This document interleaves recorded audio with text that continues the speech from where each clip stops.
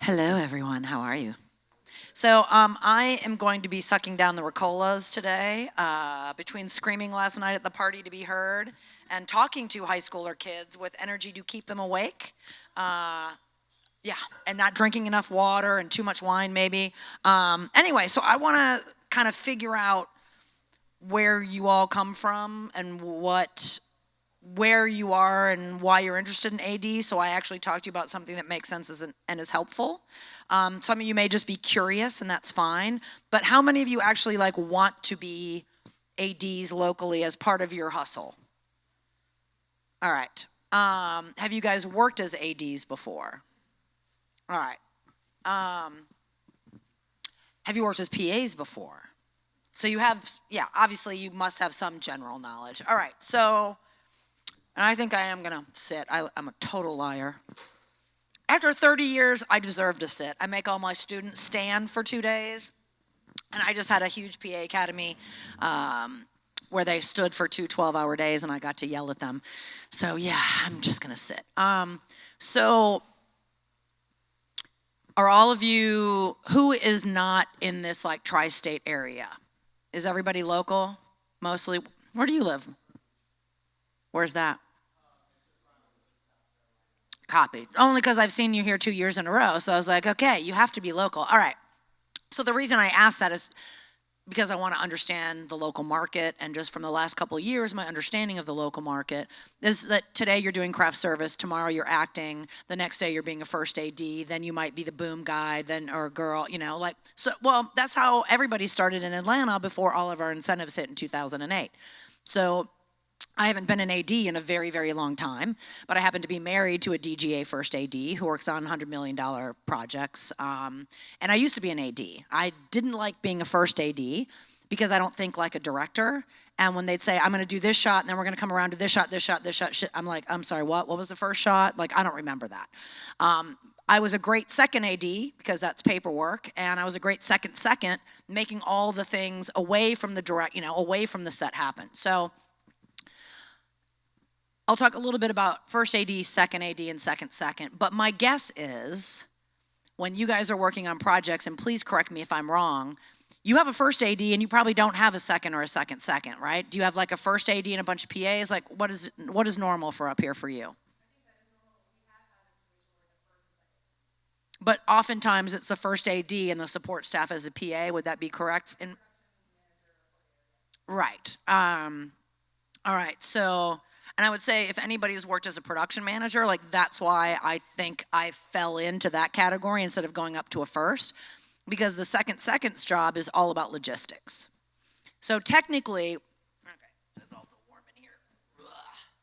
All right. So the first AD, first assistant director, is generally on, well, I'm going to start with prep. Sorry, we're just going to back all the way up to prep, because I think that's one challenge is people don't know how to prep properly and they don't use the proper paperwork.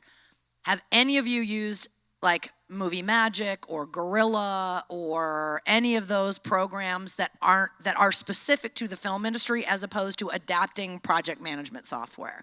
Do you guys use any of those programs? There's Gorilla, and Studio Binder is okay. It's really, I think that one is a little bit more for directors. Movie Magic and Movie Magic budgeting and scheduling is not that expensive anymore, but Gorilla is pretty cheap, and I think they use the same kind of software, and you can break down and schedule the movie.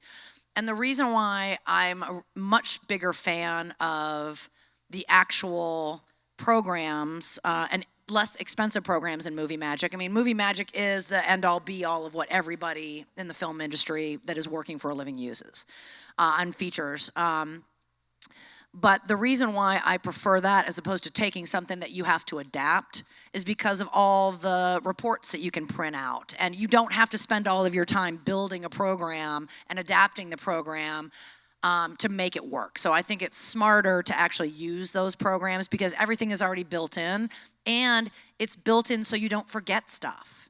People are like, what do you mean the sound person needs batteries? Why would they need there's all these little expenditures in the budgeting software program that will remind you of things that you might not know that you needed. So it helps ask questions in production meetings like, oh, what is all this stuff? I don't know what any of this is. Are we going to need any of these things? It also has all of the people, you know? So it's like, oh, well, I hadn't thought of maybe about this position or that position that we might need. So I think that and being able to actually print out all the reports that you need are really important. So first AD, here, I don't know how much you really get into the creative part of things because that's really not the job of a first AD, but sometimes it is when you're working with people who don't know what they're doing and their script needs a little work. And if you have a little bit of experience and you've worked as a director or a script supervisor or you write scripts like many of you do, I think it's helpful. But it really starts in prep with the paperwork and the meetings. So in prep, the first thing you're going to want to do, obviously, is read the script once, I would say, just for fun, before you have to get it memorized in your brain and know it better than the writer. But spend the time to just read it for fun first, which is hard to do because if you do logistics and you do all this stuff, that's all you're seeing, you know, all you're thinking about. But try to have fun with it first because that'll help you make sure. Okay, sorry. I just saw my mother-in-law write something about cardiologist, and my dad's been having heart trouble, so I had a small panic attack. Apparently it was good news. I'll read it later. As long as it says good news in the part that I see, that's all I care about. Anyway, sorry, I digress. So prep. So read it for fun. After that, then take the time to break it down on paper if you can. Now, some people can use their iPads. I am old school paper, and it's not just because I'm old. I don't like killing trees, but I like to have a paper copy to be able to look through. Because guess what? Paper doesn't run out of power. Paper doesn't break. You know, I mean, if you drop your phone, you know, and try to read a schedule on your, you know. So I prefer to just print out the script and break it down by hand. So I'm putting a line at the top of every scene and a line at the bottom of every scene. So and make sure before you start your breakdown, if you are not the writer, whoever the writer is, make sure that all the scenes are properly broken apart, right? Because you'll have scenes between two people that are having conversations in two different spaces, and you're gonna cover the conversation from this side at this location and the conversation from this side at this location, but it's all written into the same scene, which means you can't break all those scenes apart separately, which is a pain in the ass for the writer to do because it stops you from being in the story, right? But the mechanics have to be right before you break it down. So oftentimes I will, before I input anything, this is the other reason why my husband likes to use his iPad, he's fancy, I like paper, but I will go through the script and make a line in between every single scene and think about any scene that does need to be broken up. Is it a continuous scene and that location is going from this room into the back room? Well, if it's the camera moving all at the same time, it can stay in one scene because you can combine those locations. But if you're shooting in here, stopping the camera, setting up in there, stopping the camera, setting up there, stopping the camera, those are 3 different scenes and they need to be different scenes. You can do a cheater method for your script person, and if it's scene 3 that's really 4 different scenes, you can do A3, B3, C3 to break it up if you need, so you understand that that is all one continuous scene. But when you're running through as a first AD that script, you want to make sure that you have all of the scenes completely broken apart. And then you send, and you also mentioned scene numbers. A lot of your screenwriters don't write scene numbers, which is fine. Do that breakdown first and then give them those scene numbers. That way you can take that paper copy and give them to it. They can sit there on their laptop, be flipping through paper and making sure that your breakdown and their script match up. So after you've gone through and kind of lined the script and broken down all of these different scenes, obviously you're going to look at all the elements. So what are the elements? Who are all the actors? Are there background actors? Are there kids? Are there animals? What are all the locations? Interior, exterior, day, night. Thinking about continuity days. Do you guys know what continuity days are? So for those of you who don't, so let's say you attended this festival yesterday and you attended this festival today. Hopefully you are coming in completely different clothes, hair, and makeup today, right? Hopefully you bothered to take a shower, and so we don't smell you, and because you're around people. So 2 different outfits, 2 different hair, makeup, and wardrobe, right? But if we were shooting a movie where it was all day one, Today, when you came back, you'd have to be wearing all the same hair, makeup, and wardrobe. So as you go through your script, you're gonna wanna see what the continuity days are. Now, if your script takes place over 10 days, over the course of 10 years, that's still 10 continuity days. You know, because it's day 1, day 2, day 3, day 1, night 1, whatever. Why is that important, right? So for all the different departments, we know that, oh, we've got an actor in day 2 wardrobe, but then for the next scene, they're in day 5 wardrobe or night 5 wardrobe. So that way you're helping all the departments with their set dressing, their props, their wardrobe, their makeup, understanding like, okay, new scene, new day, we're all on the same page. And obviously all the departments should do their own breakdowns, but they all really fall off of the AD, especially on independent stuff, they're not doing their own breakdowns unless they're good. They're all gonna follow your paperwork, right? So you wanna think about what are the continuity days and making sure that makes sense. You know, who are your actors, again, your background actors, how many are there? What are all the things that are written into the script that you're gonna need? But after you've gone through that, there's gonna be questions you probably have. A lot of times when I do a breakdown as a production manager and a line producer, I'm doing that in development to figure out like what is our basic schedule so I can get the money to go make the film. And then as you're in pre-production, you're really doing that paperwork again because now you know, oh, these are the actors that are gonna be in it. These are the locations that we have access to on what days, so you can really build a true schedule. But as you're going through that breakdown as an AD, in addition to finding the scenes that you need to break apart, you'll often find that there are holes in the story. And this is why I like to read it over and over and over again. Because if in Act 3 there's a knife on the floor, where the hell did that knife come from? You've seen the floor 7 times. How did the killer pick up that knife that's on the floor that nobody ever saw the whole time? Like, you don't necessarily have to establish it, but somewhere along the lines it needs to make sense that this thing is here. So I find a lot of continuity errors in the script as a production manager when I go through it. And I think for you as ADs here, that would also be helpful because especially when you guys are doing independent features, you're raising money locally. It's a small budget project, but in order to continue to get money, to continue to make your art here, the better story you have with less problems to the story, you're more likely to have something that maybe gets distribution, that maybe sees its money back, that allows that investor to come back again, you know?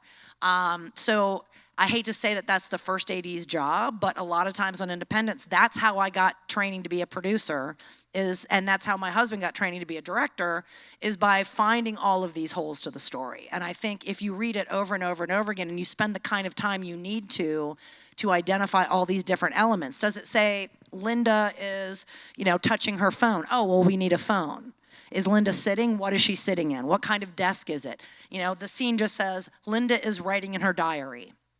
Well, is this a period piece? You know, is it quill and parchment? Am I writing in my diary digitally? Do I have a diary that I'm handwriting in? What am I using? So these are the kind of questions that you're gonna start asking of the director. So as you go through, again, because it's on paper, I like to take little notes. Oh, you have extras in this scene at this cafe. Well, how many extras do you see in this cafe? We know we need people, but how many? So I start writing all kinds of questions down for the director, and I also start thinking about, okay, well, how are these gonna affect maybe the budget?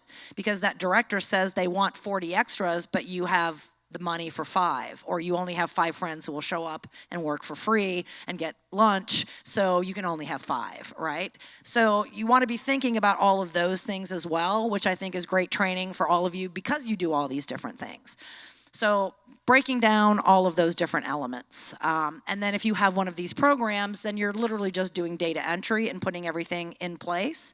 And then you can start scheduling it. So you're scheduling the film by day, well, first by locations, if you know what those are, interior, exterior, day, night, continuity day, so you try to do all your day 2 stuff before you move into your day 4, 5, and 7, whatever makes sense, right?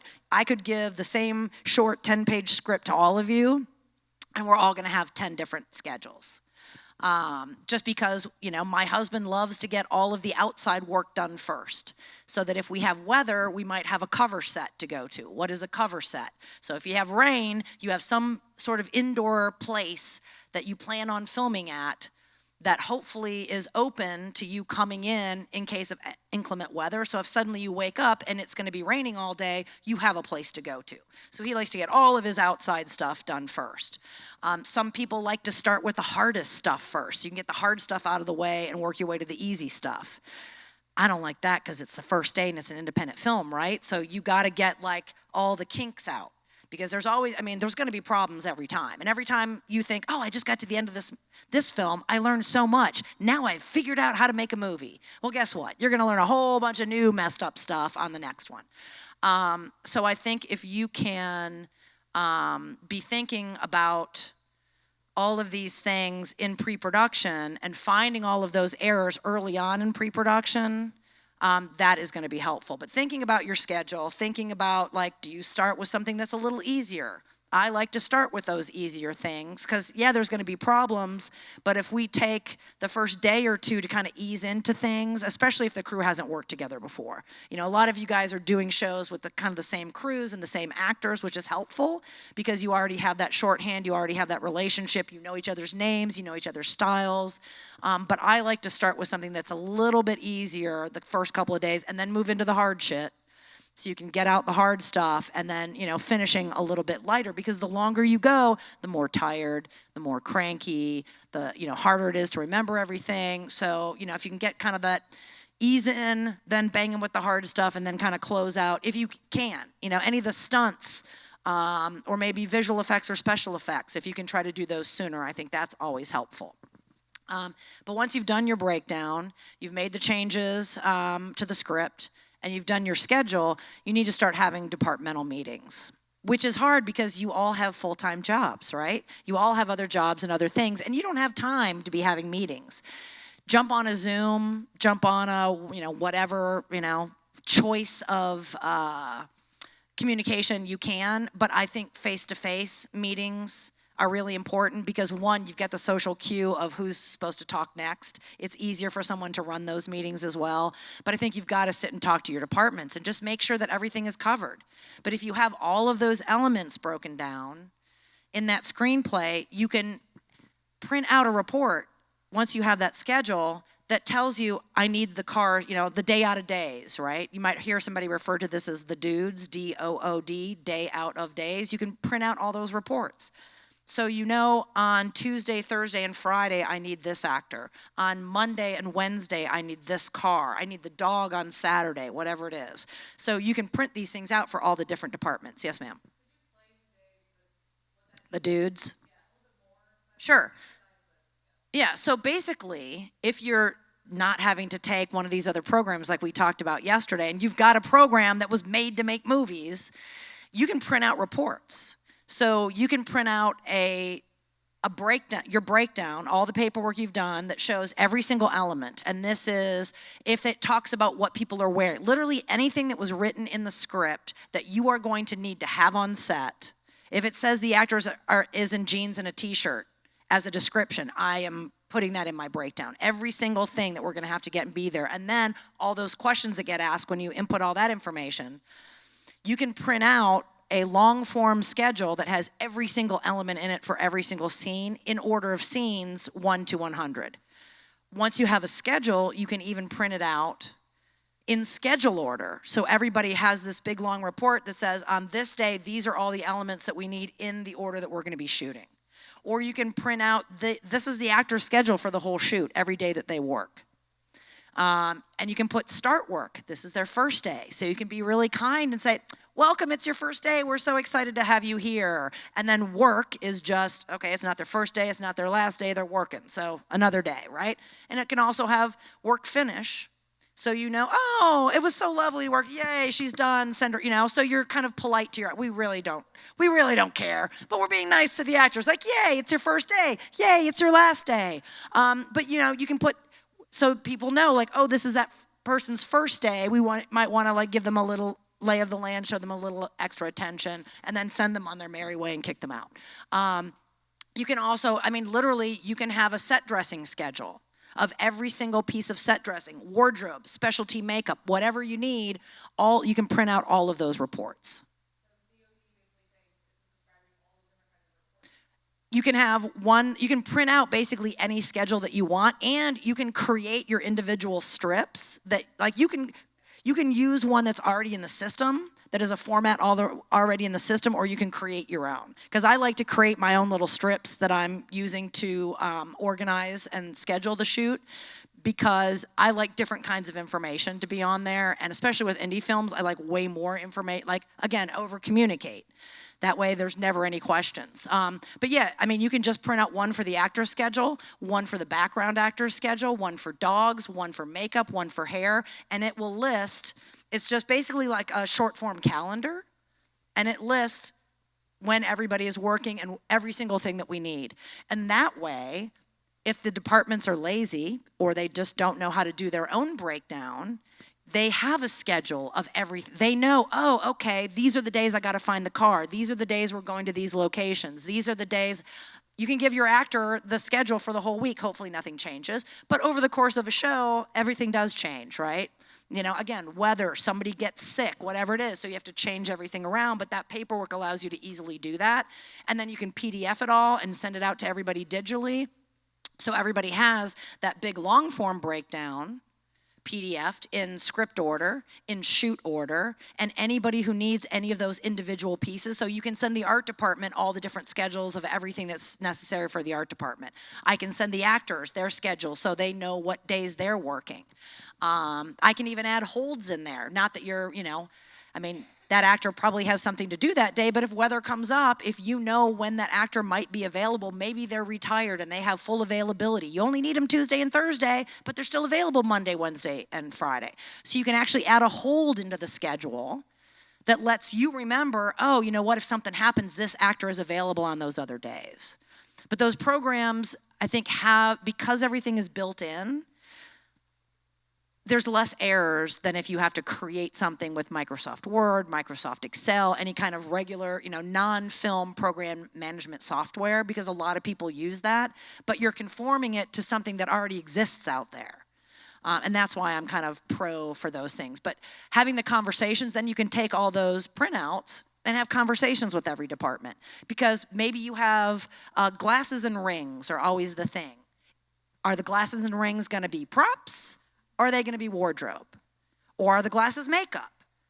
You know, sometimes different shows, people have different attitudes in different departments about what they think is their responsibility. You don't want anybody to ever assume, right? Assuming is awful, makes an ass out of you and me. So you want to have these conversations. Hey, have you done a breakdown? Here's what I know you need. What else do you need? Maybe I can add these things into the breakdown so we don't forget. Because when you're looking at a call sheet, and not everybody does this, especially in independent films, unless you've worked in bigger films a lot of times. But when you're filling out that call sheet, you should be listing those elements on that call sheet. So obviously you've got the actors' names, their call times, what time you want them through hair, makeup, and wardrobe. Are they driving themselves? Is somebody picking them up? You have the schedule. You have whether you're shooting day or night, how many pages of work you're doing that day. Where's the nearest hospital in case somebody gets hurt? What's the weather so everybody's prepared for the weather? When sunrise, when sunset. You know, obviously if we're shooting in this in this room all day long, I don't know what, you know, north is always where I face because the world revolves around me, right? So let's pretend north is here, right? So, you know, the sun is going to move around this room, so we're going to need to light differently if the scene takes place, and we want it to be 8 o'clock in the morning the whole time. So letting people understand when sunrise and sunset is, all the information that you want on that call sheet, but you should also have a space for all of those elements. So if you're shooting scene 23 today, you're listing, okay, so we need, you know, Rhodes glasses, we need Ashley's jacket, we need Linda's earrings, we need John's car, whatever it is. So those things are on the call sheet. So that way when you're sending that information out the night before, there's no reason for any department to forget stuff. Because especially, you know, most of the stuff you guys are doing, you're not having huge company moves. But I did an independent film in the mountains of North Carolina, and it was a horse film. It was a period piece. And my props guy forgot all the boots. So I had like 15 Confederate soldiers wearing wool outfits to shoot in the mountains on horseback, and none of them had any boots. And it was an hour drive back. I'd never worked with that guy after that. That wasn't the only thing that he forgot, but, we weren't thinking about putting those elements on the call sheet. So just because you get tired, because you're not paying attention, because you're not working with professionals, because you're relying a lot of times on volunteers or people that don't have a lot of experience, the more information you can include on that call sheet, the more information you can have on those breakdowns and individual reports that you can send to people. I think that stuff is just really helpful to make sure everybody's on the same page at the same time. And that helps budget-wise, because then you're saying, oh, well, okay, we need that car 3 times. Like, they're going to charge me $500 for that car to use it on 3 different days. We need to have that car all on the same day. Or, wow, that actor is coming from out of town and they're driving for 2 hours. Maybe we shouldn't have them on 3 separate days. Maybe we can try to schedule all their work at the same time. So you're thinking also about, like, how much stuff do we have to rent and for how long do we have to rent it for? How long do we have to buy something? So then your conversations as the first AD are also happening with the production manager. So maybe before you hand all those scripts out or all those breakdowns out to everybody, you have a conversation with the production manager and the director to make sure, one, do we have all the elements? Does all this make sense? But also, what are the financial ramifications of the schedule and of the choices that we've made? Do we need to make choices or different decisions before we hand it out to everybody? But the reason why you try to have, meetings in pre-production, which is just basically like you guys trying to do shit on the weekends and on nights around your actual jobs, is so that you're all on the same page. So the other departments can look at your breakdown and go, oh, yeah, okay, so I want you to add this, this, and this to the paperwork to make sure everybody knows these things are important. So every department should be able to tell you something. Like the grips may have that's the day where we're going to need a small swing crane arm, or that's the day where we're going to need Steadicam, or this is the day where we need a couple of specialty lights. All your night work, those things that you actually have to have nights for, maybe a generator if that is not too much for some of the independent films that are shot up here. Like thinking about the ramifications, and even though that doesn't really fall on you as an AD, up here, because again, you do all these different jobs, it's a great way to start thinking and training all of each other to get better at your game too, because you're all educating and helping each other about what the different departments are. There was a girl in the PA class yesterday, a woman who'd been PAing, that came up with like outside of the box thoughts that I had never had. One of them was the straight curling iron, a curling iron that's straight to like fix collars and stuff. Yeah, like hair straightener. Like I'd never thought about that. But again, it's been 25 years since I've had to do independent films. But you're sharing those little ideas with one another, because that's how you start building a kit. I mean, I haven't taken a film job in 7 years, and I still have a kit full of stuff. I found another kit the other day. I was like, oh, that's where all the glue guns I've had that I've never used are, But, I keep a kit in the trunk of my car, as I'm sure you guys do, with office stuff, with all the little things that I've kept over the years that are just helpful to have on set, to have in your kit. Even craft service stuff, Now that I do the PA Academy, I have all this craft service stuff that I used in independent films, coffee makers, extra coolers, all that kind of stuff. And that's all, It's a pain if you don't have a place to keep all this stuff. But hopefully you guys are all sharing these resources as you do things. But having those conversations in pre-production as much as possible, and it's better if you guys can all be on the call at once, which I know is almost impossible, right? Just from the way from the reaction on your face and reaction on your face, and your face. So, if they're one-on-one conversations with the departments, that's fine, but it's really helpful to have them all together, because you should be walking through that script and talking about every scene and figuring out like how we're gonna do this. Obviously you're still going to have tech scouts and figure out exactly, the kind of equipment you're going to need. But really the first AD is also kind of not just setting the schedule of the movie, but setting the director's schedule. Like, when are we going to go on these location scouts? So we can figure out some of the logistics before a tech scout. Because location scouting is technically, the location person, which might also be that first AD, taking the director out to choose or to go, hey, this is the location you have. Sometimes you have choices and sometimes you're like, this is what we got. Hope it works. But, scheduling, when are we going to have meetings? letting everybody know when we're going to have meetings, how many meetings are going to have with the director, how many meetings are we going to have with the director of photography, how many meetings are we going to have with the art director, do we need to bring the sound people out? Everybody forgets sound. Don't forget to bring the sound people out on the Tech Scout. You never have enough money to pay them. But let me tell you, how many times in my 30-year career I've been burned because when I wasn't producing, the producer's like, no, we can't have them out. And I'm like, okay. And then we're too close to an airport. Or, you know, we're in a restaurant and we can't turn off all of the coolers. And we realize in the day or at the Tech Scout now what we had planned to do, we can't do. And it's a couple days before we go to shoot and we have to completely rethink that location because it's too loud. You know, we can't turn off the coolers because then they'll food poison everyone because their coolers and freezers are full of things that when they open at 5 o'clock, right? So you kind of have to, taking sound I think is really important, but location scout, if the first AD can go on that location scout and the DP can go on that location scout with the director, if that's possible, I think it's really helpful. Why? Because the DP is already going to start thinking about stuff in advance. And also, is this location going to work? The director might not realize, especially if they're on the inexperienced side, as many are when they're just starting out, like, is there enough room to put the equipment in there and have the actors move around? You know, are you going to be able to have that as the crew bathroom? Because it's right next to set. You know, there's all these just little logistics things that sometimes the director isn't thinking about. The first AD can, you know, the first AD is going to be thinking about, well, where are we going to park all the cars? Where is that one equipment truck going to be so that everybody can get in and out? Where's a good spot for craft service? Where can we set up tents that aren't going to be in the shop or in the shot? So having those logistics worked out on the production side, you know, especially if the production manager can't go. It's also helpful if the production manager can go on location scouts, but I can save that person for the Tech Scout as long as somebody from production, whether it's the production manager or the first AD, has some sort of checklist.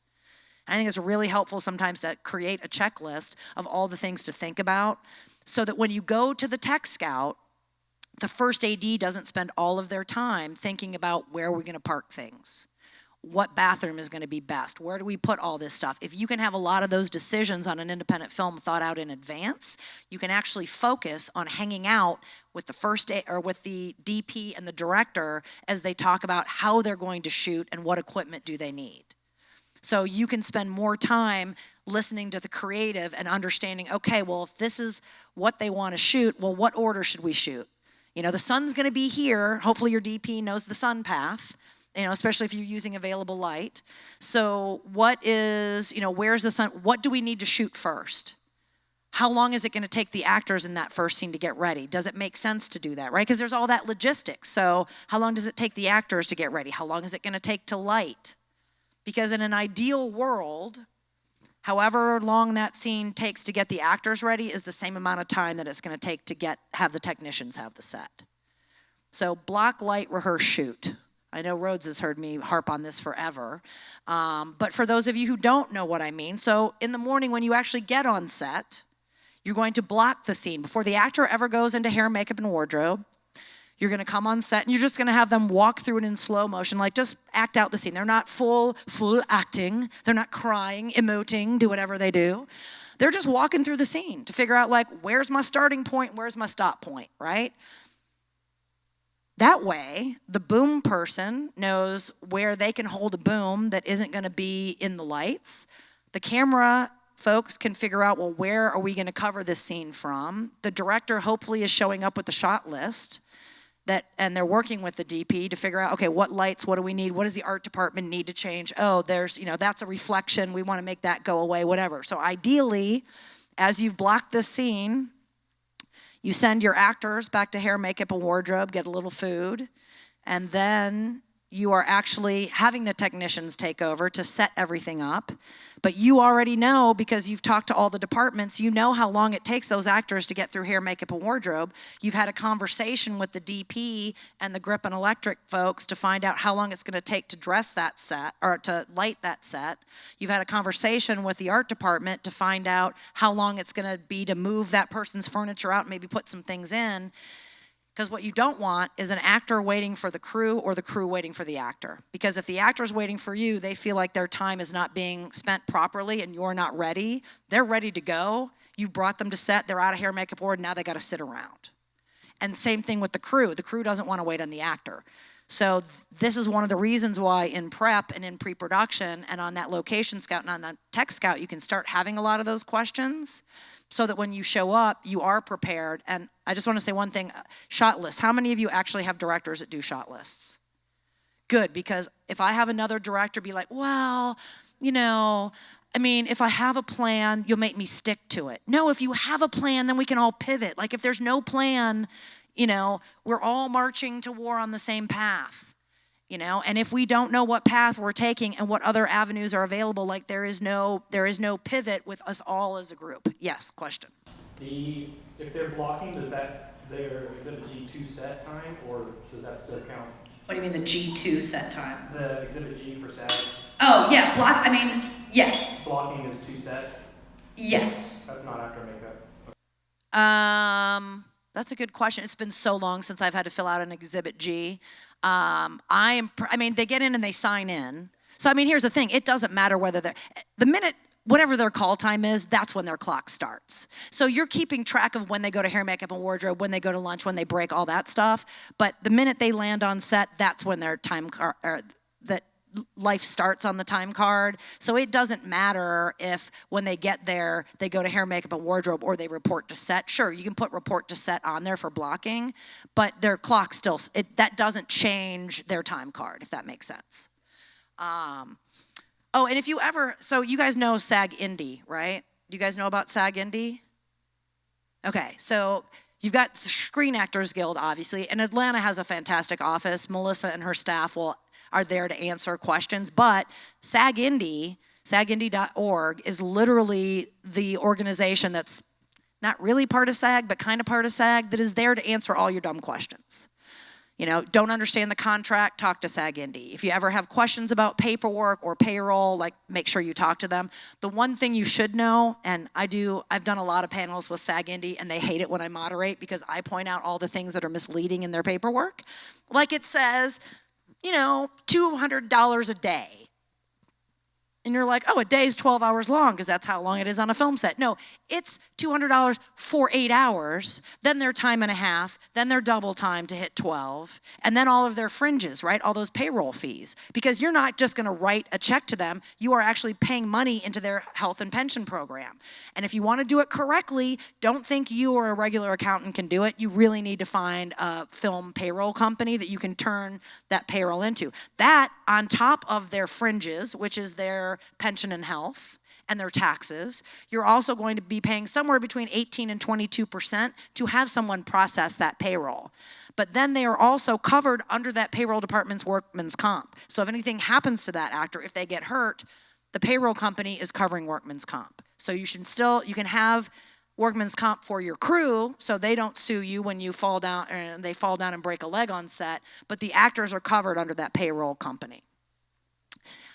So yeah, their contracts are, you know, the paperwork like makes it seem so easy. But once you've been through it, you're like, oh, this is not easy at all. I got 10 minutes left for real? Damn. All right. So first AD is the person who stays on set and hangs out with the director and DP and basically makes the world march on. The first AD should pretty much be in the hip pocket, one hand in the director's pocket, one hand in the DP's pocket. You're like, you are on set, and you should not be leaving that space unless you have to pee or eat. Hopefully not go outside and smoke a cigarette, because that'll kill you. But you should be staying with them to make the world happen. If you're working on a feature or a short film that is shooting more than one day, if you have a second AD, that second AD is generally working on tomorrow's call sheet. They're making sure that the actors know what time they're supposed to be there tomorrow. They're thinking about what tomorrow's happening. So on set, they get there, the first thing that they're gonna do is make sure that you're getting your first shot together. You're getting your second shot together. They're thinking about all the stuff they need to have ready for the afternoon. Maybe they're thinking about a company move, because after the next 3 shots, you gotta pack everything up, move, unpack, go. So they're thinking about the logistics and the call sheet and the actors.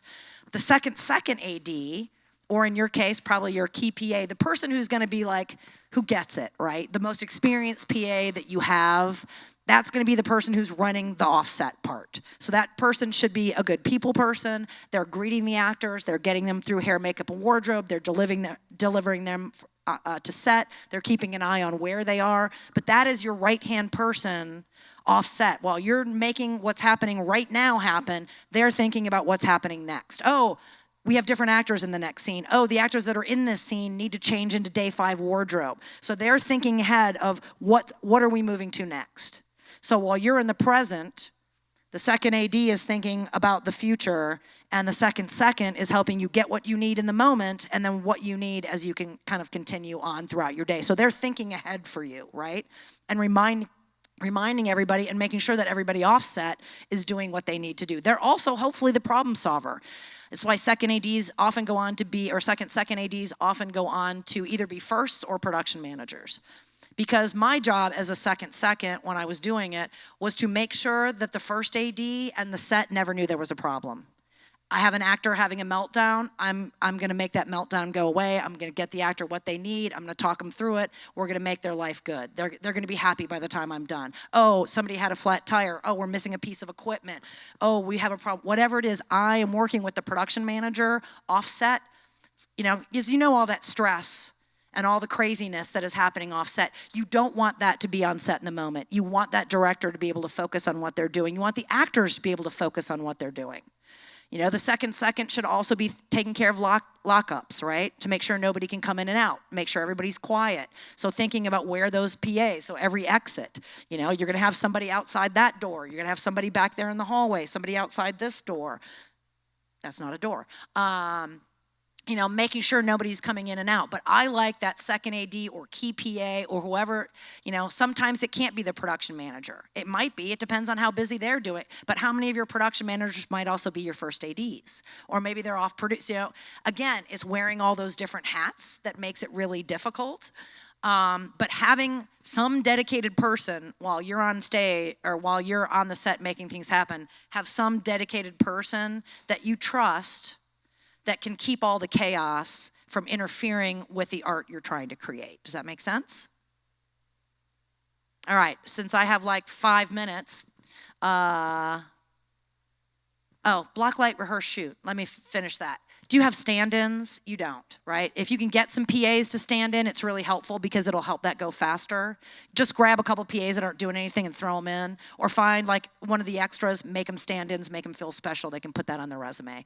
But you block it.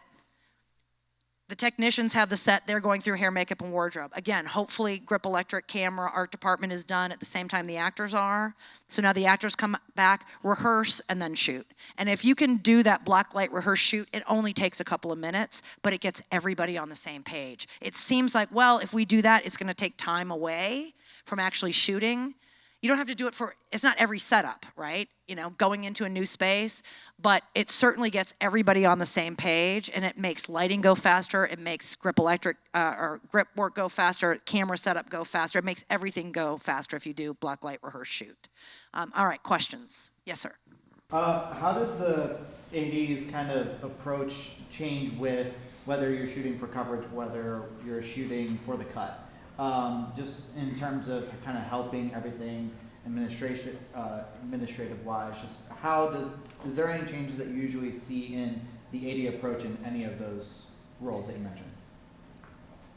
Yes. So my husband just worked on a short film, and the director is a friend of his, and he hadn't directed in a while, and he knew exactly what he wanted, but he was not getting any cutaways. He wasn't thinking about covering things to make sure that his ass was covered, basically. And they got into a few little heated moments where JD's like, you can hate me now, but you're gonna love me in the edit. So, making sure that, maybe you have a good script supervisor. If you have an editor, I think it's lovely, especially with an independent film, to have an editor talk to the director and talk through the shot list with the DP to make sure, like, hey, you might need some coverage here, you might need it. The balancing act of time is the worst, right? But what happens, I know this is true because it happens even on bigger stuff. The first couple hours of the day, you're moving pretty slow, right? And then suddenly you're like, oh shit, it's lunchtime. We haven't even gotten half the work. And then you're like slammed in the second half of the day trying to get everything done. You've really got to, as the AD, like, you get 3 shots to get this. You know, you have to balance, like, okay, if we took too long here, you can't just have an 18-hour day. I mean, you can, but that sucks, and it ruins morale, and it makes for bad art. You know, you've got to keep your days shorter. It comes with time to balance it, but the AD rules the roost. The AD has to be able to say, no, I'm sorry, if you've got it, we've got to move on, because if we don't move on, you're not going to get these other scenes that you need. So sitting down with the director in some of these meetings to understand, sure, we've got 8 scenes and we've got 8 hours, but 45 minutes of those hours are going to be taken up from hair, makeup, lighting, wardrobe, camera, rehearsals, all that. So you really have 15 minutes, which really means you have 5 minutes to get what you need. So figuring out how much time it takes just comes with practice. But if you start talking to all the different departments, they should know how much time it takes, and then you can start calculating the math in your head. Having your own schedule with the times on it, so you know, hey, we've got to move on, or else we're not going to get anything else for the rest of the day, so that you maybe have a schedule that you don't show everybody else, but you've got a time where you go, okay, at this time we need to be here, at this time we need to be here, at this time we need to be here. I think that's helpful, but sometimes you just have to move on and they don't have what they need, but you have to look at look at the shot list in advance. Don't get it the night before. I try to get all the shot lists well in advance, so I can go, dude, you got 80 fucking setups. Like, you don't need that. That's ridiculous. Also, something really cool is get poster board and draw out the scene. Take the shot list and put little cameras. So the camera's gonna go here, and we're gonna get scene 4, 7, and 8 from this direct. You know, these shots from this perspective, then we're going to get these shots from this perspective. So I have a whole layout board of the scene, like an overhead of the scene drawn, and where the camera placement's going to be, and how many setups in each of those places they are, and which setups they are. And that really helps put it in the director's mind of like, oh my God, there's too much time. But yeah, it all comes with practice and patience. But don't be afraid as a first AD that like you kind of have to take charge, and directors don't like that. But then they don't get what they want, and they don't get what they need. Last question, because he gave me 3 minutes like 5 minutes ago. Well, and you can always just email me. Anybody else? Okay, well, thank you. Oh, sorry, one more. When you're dealing with like a combative or an uncooperative DP or director, Oh, those are always fun. when do you decide to put your foot down and say like, we need to move on? And when do you let them push back and get the extra coverage and go for 2 more shots? My thing is, well, if you want to take 2 more shots here, you're not going to get this important scene. So what is that's also another reason, if you can, to schedule the more important scenes and the more difficult scenes to shoot up first, because they always take longer and you're always slammed at the end of the day. You know, and don't think that 5-person conversation around a dinner table is going to be easy to shoot, because it's not. Eye lines are always an issue. But, I mean, basically it's okay, well, if you want to do this, you're sacrificing that. Are you willing to sacrifice that? And they're like, oh, we can get it. You're not going to get it. It's going to take this long. And that's where that timeline comes in, because where are we going to get it? What are you going to cut? What time can we steal to give you what you need here? So it's a bargain. You know, where do you want to screw yourself? You know, and sometimes like the scene isn't that important, that if the performance isn't perfect, if the camera move isn't perfect, is it really going to ruin it? Or is it more important to get this shot here, which is really the meat of the scene? So it's, you know, what's more important, the meat or the potatoes, and what do you want to sacrifice? And sometimes if you don't raise your voice throughout the day and you're calm and professional, but then you have to like, you know, show your ass a little bit and like, that gets people's attention, and they're like, oh shit, okay, because he must be mad because there's an issue. But I got to stop talking now. So thank you guys. Good luck. I hope that was helpful.